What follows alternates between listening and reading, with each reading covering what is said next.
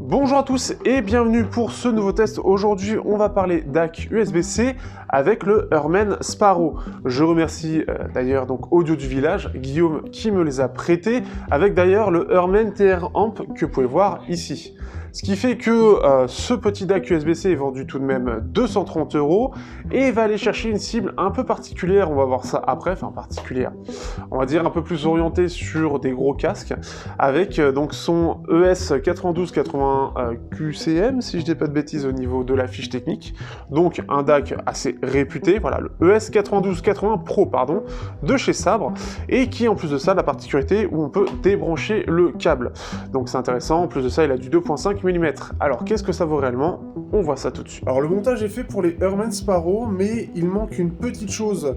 Avant de commencer cette vidéo, il faut savoir donc qu'il est dédié au MQA, ce que je n'ai pas du tout abordé dans la vidéo.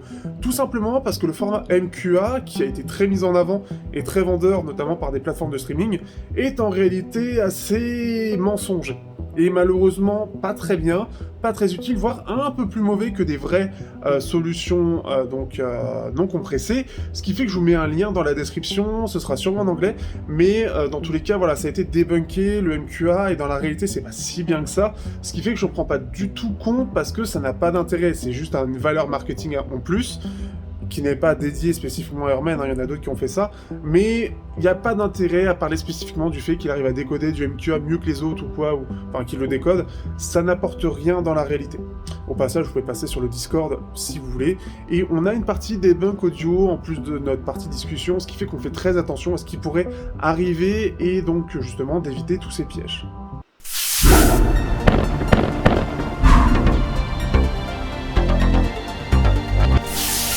Ce Hermen Sparrow a droit à un design qui est assez compact pour le coup, je trouve, très plat, avec donc son jack 3.5 et son jack 2.5 symétrique. On va avoir donc la marque Hermen qui est présent, avec Sparrow écrit, voilà, et donc le petit logo de la marque qui va s'illuminer quand vous allez donc le brancher. Au dos, ça met hi-res audio, rien de spécial. Le petit câble est fourni bien évidemment, on est sur un tout petit câble, donc ça, rien de nouveau en soi. Après, par rapport à d'autres DAC USB-C, si je prends le récent mais beaucoup moins cher, donc Shanling U1, voilà un peu la différence. Donc ils sont beaucoup plus petits, du coup, les Shanling. Donc c'est assez logique aussi, hein, forcément on est à 230 €. Et ce qui fait que la grosse particularité, c'est surtout qu'on va pouvoir débrancher le cordon. Donc arranger, ou bien si on veut le mettre ailleurs, si on veut le brancher sur le PC, etc. Par contre, il faut bien suivre le sens du câble, qui fait que, si je dis pas de bêtises, il faut mettre le Hermen vers le Hermen pour que ça s'allume correctement. Sinon, ça ne réagit pas du tout. Donc n'ayez pas peur, hein, c'est juste qu'il a un sens précis au niveau du branchement, ce qui est un peu dommage. Avec d'autres câbles USB-C vers USB-C, il n'y aura pas de problème. On n'a pas de commande dessus, on n'a rien, donc on est vraiment sur le minimum, pas grand chose à dire non plus. Le câble est tressé quand même, donc ce qui fait que ça devrait lui donner une bonne solidité, et ce qui fait que bon, vous devrez avoir du temps avant que ça casse. Le truc qui est plutôt bien justement, c'est qu'on va pouvoir remplacer ce câble, et parce que c'est surtout ça qui risque de lâcher en premier, et donc éviter de devoir se repayer directement un DAC USB-C complet. Passons maintenant sur la partie sonore. On est sur quelque chose qui est très puissant, puisqu'il va pouvoir balancer du 110 mW à 32 ohms et 100 mW à 150 ohms. Très clairement, c'est un casque qui est fait pour des casques qui demandent, enfin des casques ou des intras, qui vont demander beaucoup de puissance, et c'est vraiment là-dessus que ça va être orienté. Donc ce qui fait que ce sera plus pour des Sennheiser HD 800X, alors je sais peut-être pas, c'est peut-être trop gros, mais je connais pas assez. J'ai malheureusement pas assez de casques un peu gourmands pour dire clairement ce que ça vaut. J'ai surtout des casques, enfin des intras sensibles, et un petit Philips SPH qui est relativement facile à driver. Il en demande un peu plus que la normale, un smartphone c'est un peu limité, mais ce qui fait qu'il le drive très clairement très bien. C'est vraiment plus, par exemple ça aurait été intéressant sur des Teen Hi-Fi P2 qui demandent énormément de puissance, et ce Hermen Sparrow pourra clairement proposer ça. On est donc sur quelque chose qui est vraiment sympathique. Par contre, le problème étant que sur des intras sensibles, ça va s'entendre. On va avoir beaucoup de bruit. on va avoir énormément de bruit, et ce qui fait que par exemple si je prends les AudioSense AQ7 ou les T800, on va entendre ce bruit, et même la plupart des intras avec armature équilibrée qui sont relativement sensibles pour bien fonctionner sur des smartphones, on va l'entendre.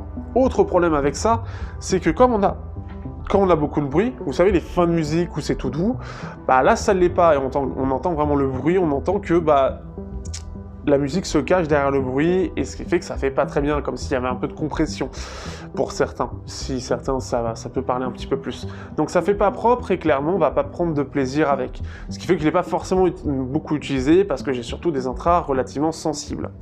Après, il fonctionne bien et le son est très très agréable. On est sur quelque chose qui est très puissant, très équilibré, un petit peu plus orienté sur les aigus, je trouve quand même, donc un petit peu plus de clarté, mais clairement, il y a beaucoup de patates derrière. Le truc, c'est qu'à 230 €, alors on n'a pas aussi puissant, mais moi, comme je dis, et j'ai l'habitude de montrer, j'ai surtout d'autres systèmes. Parce qu'ici, c'est de l'USB-C. Le problème de l'USB-C pour moi, sur un smartphone, c'est que ça pendouille, c'est pas forcément terrible, et surtout si on veut le recharger. J'ai pu comparer à pas mal de choses, alors le Shandling U1, forcément, il a un petit peu le même souci avec ce même problème, mais c'est globalement le cas de tous les DAC USB-C, et ce qui fait que on est trop limité en fait à cette puissance-là et à ce problème de bruit. Le truc, c'est qu'en face, moi j'utilise des amplificateurs Bluetooth. Alors oui, Bluetooth, c'est horrible pour certains, audiophiles, etc.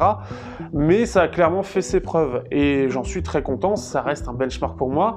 On peut l'utiliser en DAC pour son PC, tout comme le Herman. On peut le connecter aussi en USB-C, hein, c'est le cas pour le FiO. Alors après, j'ai jamais testé personnellement, mais au téléphone, donc pour être en sans fil, c'est certes plus gros, par contre on est en sans fil. Autre chose, on est sur du DAC, du 9218 QCM, Q2M, je ne sais plus, ce truc-là, donc compact, et donc c'est le cas aussi du FiO BTR5. L'avantage, c'est qu'on va avoir un signal qui est bien meilleur sur des intras sensibles, on a globalement quand même une bonne puissance, on est sur du 80 et 90 000 watts, entre le Shandling et le donc FiO, donc en 32 ohms, et on est jusqu'à, en symétrique, 240 milliwatts. Donc c'est 160 et 240, ce qui fait qu'on est sur quand même quelque chose de bien puissant. C'est aussi moins cher, donc c'est pas forcément aussi bien, mais c'est aussi moins cher dans le sens où c'est 80 et 100 €. Donc après il y a quand même le Bluetooth à gérer, le DAC, la partie USB-C à gérer avec du XMOS du côté du FiO.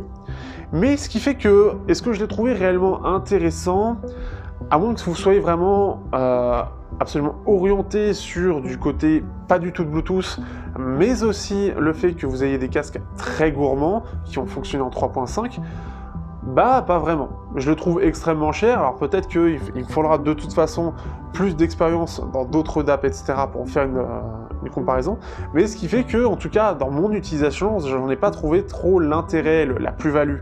Et ce qui fait que, bah, pour des intras sensibles, c'est pas adapté, pour des intras classiques, entre guillemets, pas très chers, bah, c'est clairement beaucoup trop cher et beaucoup trop puissant pour, et c'est vraiment pour des gens qui veulent du direct, pour par exemple du DSD, du FLAC, etc., et qui veulent la qualité maximale sans les interférences Bluetooth, on va dire, et qui, en plus de ça, ont des casques très gourmands, qui, voilà, donc des casques un peu, voilà, un peu chers, ce qui fait que c'est peut-être là-dessus qu'il faut plus s'orienter, tout en n'ayant pas forcément un DAP, mais juste utilisant un smartphone.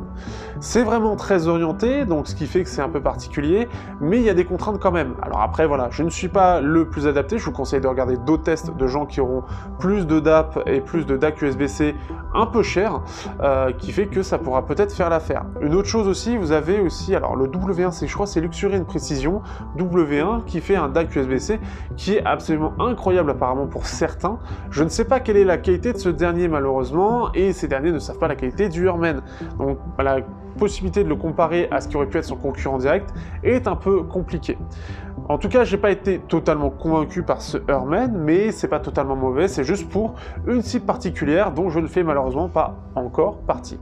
Sur ce, j'espère que vous aurez quand même apprécié ce test. N'hésitez pas à liker, partager, commenter comme d'habitude. Si vous êtes intéressé, vous avez le lien dans la description. Si c'est du Amazon, ça me rapporte des commissions et ça fait du bien au porte-monnaie. Et sinon, on se revoit pour de prochains tests, et notamment le test de l'amplificateur Herman TR-Amp qui arrivera très bientôt, qui est très intéressant lui, et je trouve pour le coup, pour un côté bureau et casque, qui va beaucoup impressionner certains. Allez, ciao à tous.